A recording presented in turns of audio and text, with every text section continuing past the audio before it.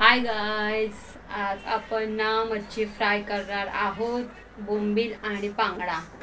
त्याची रेसिपी मी आता फक्त फ्राय करणार आहे। हे बघू शकता तुम्ही। मच्छी ना फ्रीज मध्ये धुवून ठेवले होते, आता थंड करून आता हे झालेले आहेत। हे बघा याचे तुकडे। आता ह्याला मी फ्राय करणार आहे। खाली घाटी मसाला म्हणजे लाल मिरची पावडर आणि मीठ, हळद आणि थोडासा गरम मसाला, पण मी नाही यूज करणार आहे। हे मी असंच बनवणार आहे। बघा आता मी घेते साहित्य। हे बघा मी आता साहित्य घेतले।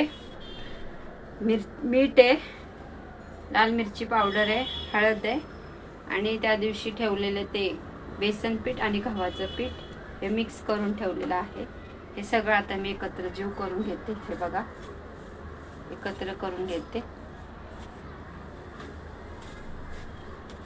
एवढ्यामध्येच आपल्याला मच्छी फ्राय करायची आहे, बोंबील आणि बांगडा।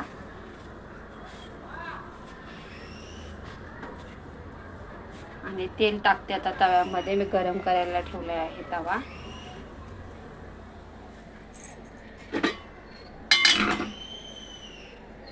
हे बघा पहिला अंदाजे राहिलेलं तेल होतं माझं कालवणाचं।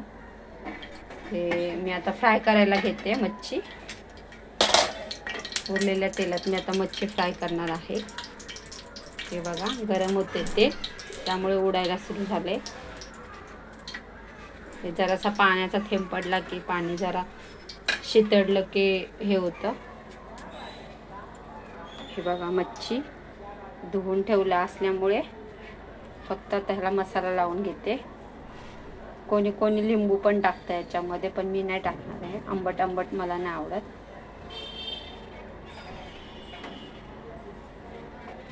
हे बघा असा मसाला लावून घेते।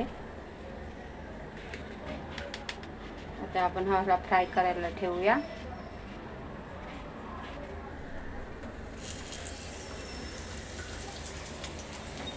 दुसरे पण मी मच्छी असेच फ्राय करायला ठेवते बनवून। नंतर आपण ह्याचा झाल्यावर बांगडा तळून झाल्यावरती आपण बोंबील पण असंच तळून घेऊया।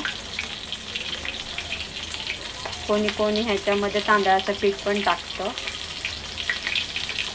मी फक्त एवढ्या मसाल्यामध्ये फ्राय करते।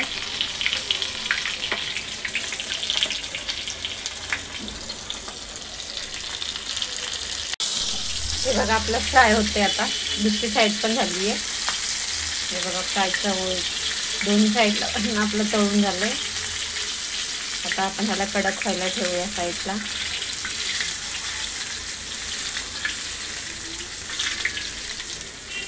म्हणजे आपण दुसरे फिश पण टाकायला सुरू करूया, म्हणजे ते पण फ्राय होतील।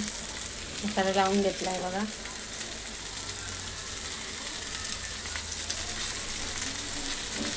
आता मी बोंबील टाकते याच्यामध्ये। हे बघा बोंबील आहेत आपले,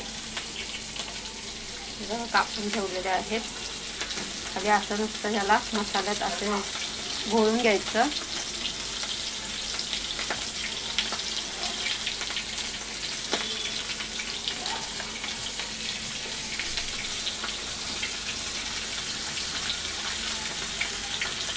याला घोळून घेते। हे बघा माझे बोंबील। त्याला चांगलं कडक होण्यास ठेवायचं आपण। एक राहिलेला बांगडा आहे, तो फ्राय करायचा आहे ह्या तेलातच। हे बघा मी असं इथे सर्व केलं।